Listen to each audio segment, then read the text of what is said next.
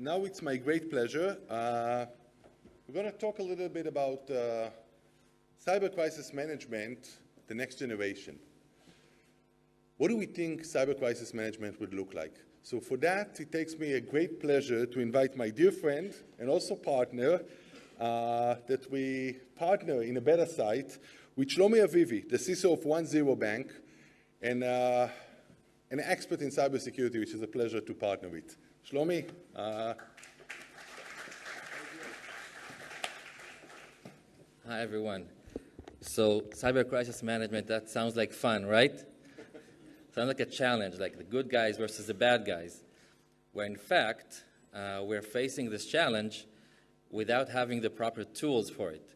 Because over time, cyber crises have become more complex, where the tools did not evolve properly. Now, I'm putting aside the proper, like the pure cyber aspects of a cyber crisis, but I'm talking about the other aspects, which are no less important, sometimes even more, about legal, communications, messaging, business continuity, and so on. And the thing is that in a cyber crisis today, every dilemma and every decision involves some of these domains, and they're all interconnected. Like, for example, let's say that you're facing a cyber incident, and you have a dilemma whether or not or when to go public with it, right? So if you decide to go public in an early stage, then you have implications like customers who want answers which you can't provide because you don't know the whole picture yet. You may have regulations knocking on your door wanting to know what happens. But on the other side, you may gain some credibility and you're not looking like you're hiding something. On the other hand, if you choose to keep it a secret or report it in the later phase, then you control the narrative in a better way.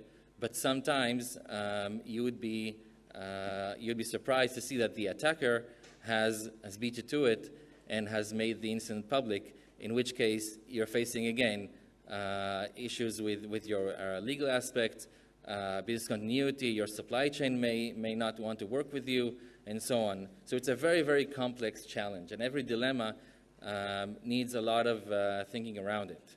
And the thing is, like many said at the beginning, the people you're doing it with, they're not always expert in managing this crisis. Like CISOs, like myself, we live in a certain level of paranoia, right? We know it's going to happen. We're looking to see where it's going to come from and to be prepared for it. But some of your other senior management team do not live this in this state of mind. Add to that the fact that the way that the discussion around these dilemmas happen is that you're in a room with your senior management team, and there's a freestyle discussion and for every dilemma. So if there's a dilemma on the table, and everyone says what they think, and then a decision is made. But sometimes, in these cases, there's a bias towards the person who can argue in a better way, and not necessarily the person who has the expertise in the matter at hand. So again, it's a very, very complex, very uncertain environment, and the tools we have for it are the tools that we used to have 20 years ago. So if you have something in your organization, it's probably a book of about 150 pages of playbooks of how to manage a cyber crisis. Most of them are unrelated to reality at all, and none of them can fit a very complex and challenging crisis. So when I set out to build our crisis management protocol, I knew that this is not what I wanted to have because it doesn't bring me any value. And I tried to think about what would be the proper tools to support this scene, the managing of a cyber crisis.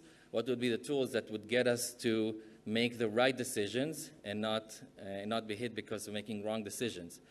And that's where we partnered with Nimrod, Meni, and the Cytactic team, which are great partners, and we kind of put aside all of the common conventions and everything that everyone is doing, and we kind of went back to the drawing board and said, what would this look like?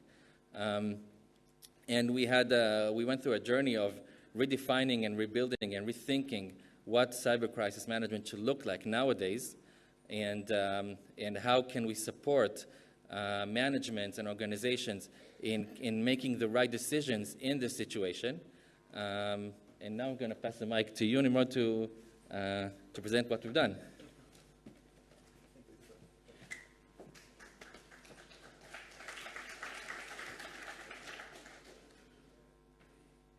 I just have to tell you, for a startup or for a small company, there's nothing more important than finding the right beta site or the right partner to define your product.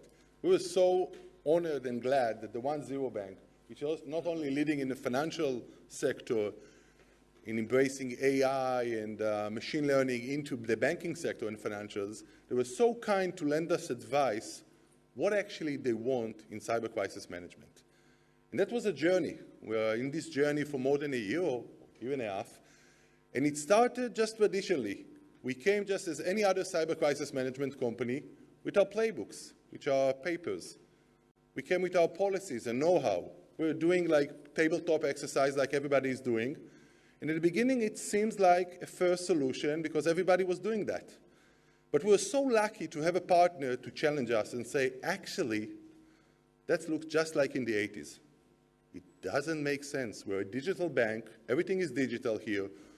All the procedures that we have, all the decisions that we take, all the algorithms that we have about how actually to act, everything is digital.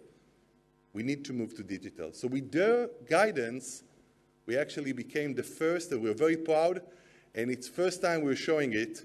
We became the first actually next generation cyber crisis management platform solution on a platform. So it's the first to our best knowledge. And let's see for a second what we came out with together. So it starts with Readiness Center. As everybody tells you, it starts by being ready for the crisis. What does it mean to be ready for the crisis? It means that pre-hand, you have your playbooks, you have your procedures, you know what tasks you'll be doing during the crisis, what dilemmas you'll be entertaining, you know who will be your team, you know how the insurance would operate, you know the documents that you need during the crisis, and you train with this.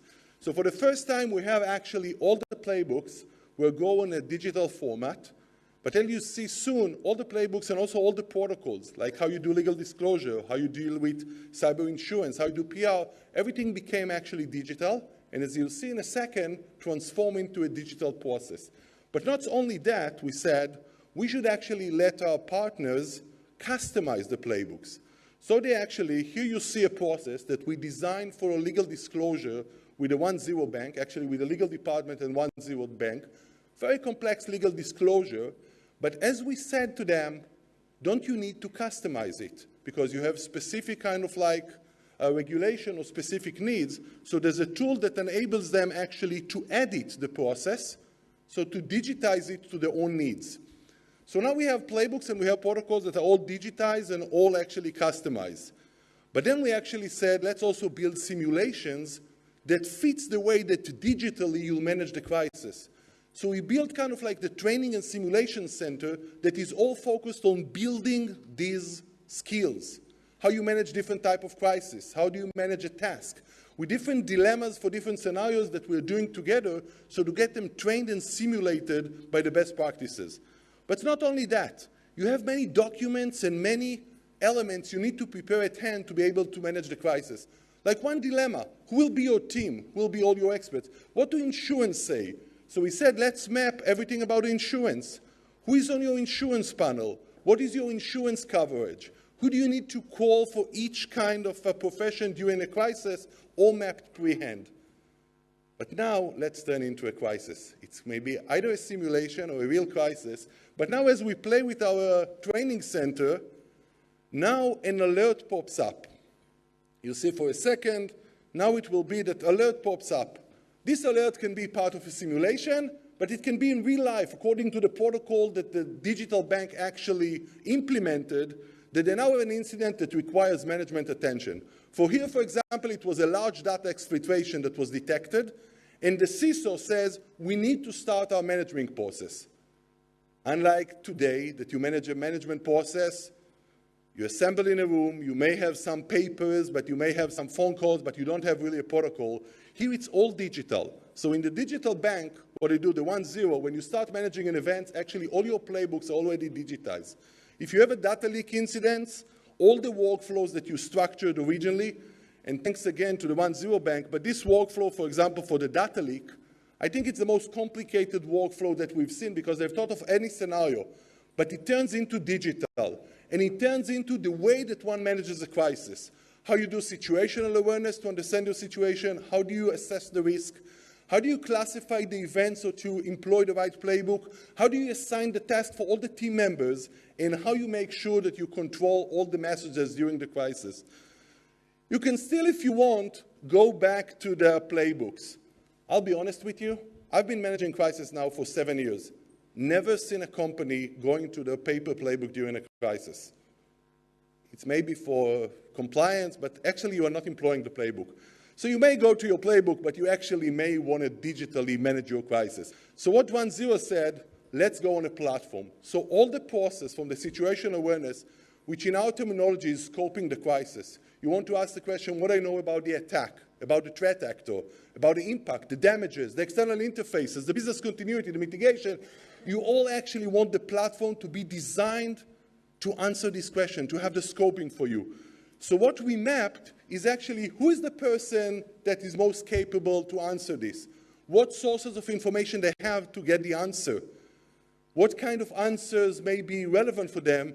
And to have the ability to time it. So for the first time, you have a timeline of the incident that it's a digital timeline that you'll be able to use later for all your management decision and crisis management decision.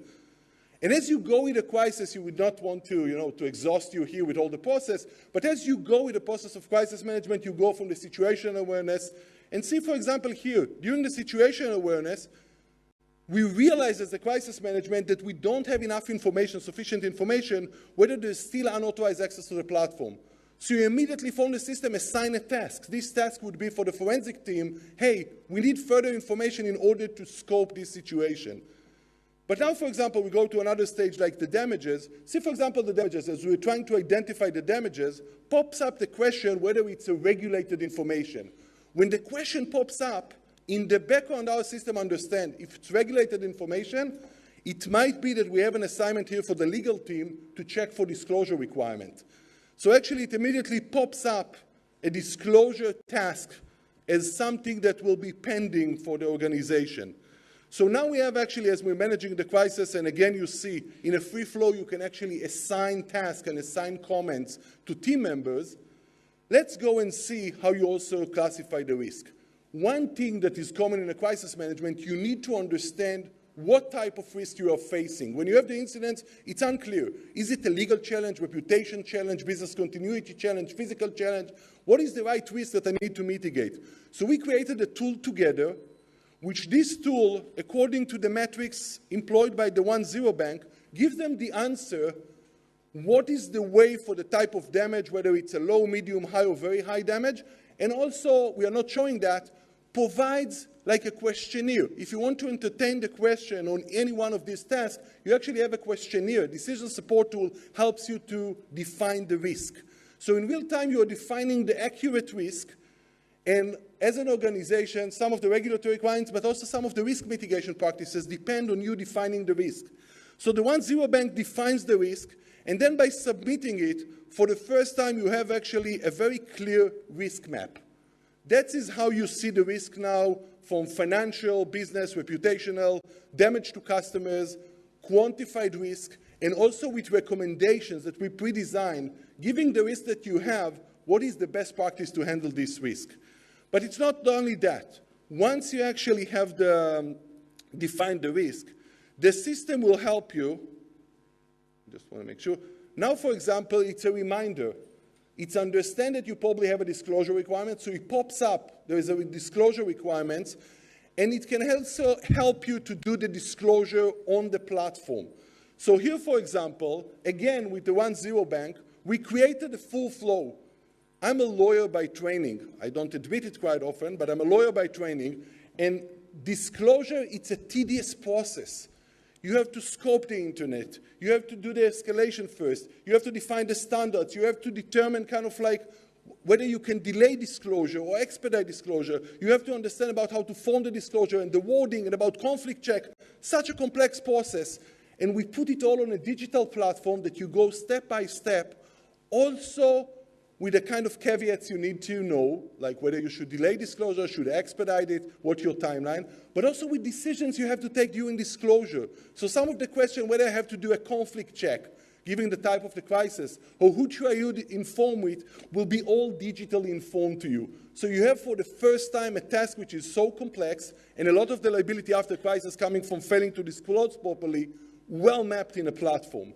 So now when we work like with the 1-0 bank, there's not surprise during the crisis. You're not missing something. You know what's the process you need to follow. You know who need to assign the task. And we even have predefined templates of how you do a disclosure given the type of the incident. So you prepare at hand before the incident. Let's assume now that we are done with the disclosure process and we agree that the disclosure is completed. But now see what happened. Either it's a simulation or it's a real crisis. Now the CISO says, hey, I got an extortion note. Now we understand. So far we thought it's a data leak, but we didn't know who is the threat actor or what's the motivation. Now we know. It's an extortion note. In an extortion note, the first question you ask yourself after analyzing the threat actor, should I negotiate? As Shlomi said to you, currently in a crisis, it's like freestyle discussion. For the first time, we defined a decision support tool. We said, let's consult with the expert in crisis management. What are the considerations and questions you're asking in entertaining this question? See that we put them all in place and understand how you can answer them. Give weights for them and have an algorithm. So it's the first algorithm defined with 1-0 bank of how to answer the question, should I actually negotiate with the attacker or not? And for the first time, you have a defined set of questions and defined parameters and define weights for each one of these questions. So for example, questions like the hacker's motivation, the scope of the attack, can I recover without payment, is it public or not? All these questions we're asking ourselves as experts, now you have them framed as actually predefined questions that were decided by the 1-0 bank and also agreed on. But you see, once you submit it, and you said, once you submit it and they said, it's the first time to our knowledge that you have a tool that actually opines to you, a decision support tools that tell you, actually, we don't think it's the time to start negotiation. Why so? Because there's lack of clarity about the scope of attack, and you don't know the motivation of the attacker. It's more likely now that you try with a forensic investigation to scope the incident, and with threat intelligence to understand the motivation before you start negotiation. You still have time. But it's not only that. We know that we have an extortion. We know that there are more dilemmas that would pop up. We know the decisions you need to take. So in the 1-0 bank, you are not waiting for the moment to come to entertain the dilemma. We are pre-prepared. We says, okay, if there's an extortion, you'll have to entertain the dilemma whether I pay ransomware, whether I want to file a police complaints, whether I want to go proactively to the press. All of them are pre-mapped with the decision support tool. But all that was about how to manage the crisis. But the one thing which is most important during the crisis, currently, there is no tool during the crisis to have actually a full understanding of all managerial aspects of the crisis. So when we go again and again in crisis, we see companies have limited information. Different stakeholders have different understanding of the crisis. You assign tasks without knowing how it coordinates with others. For the first time, everything that you manage during the crisis, all the screens, go into a one digital war room of crisis management, tells you everything about the crisis. Maybe just to wrap up with this in 1 second. So what do we have here? For the first time during a crisis, you can make sure that many of the mistakes that would lead later to liability or damages, as many talked about them, would be actually prevented. For the first time, you make sure that you are not forgetting tasks. For the first time, you make sure you don't forget deadlines. For the first time, you see the risk and can coordinate, kind of like mitigate this risk.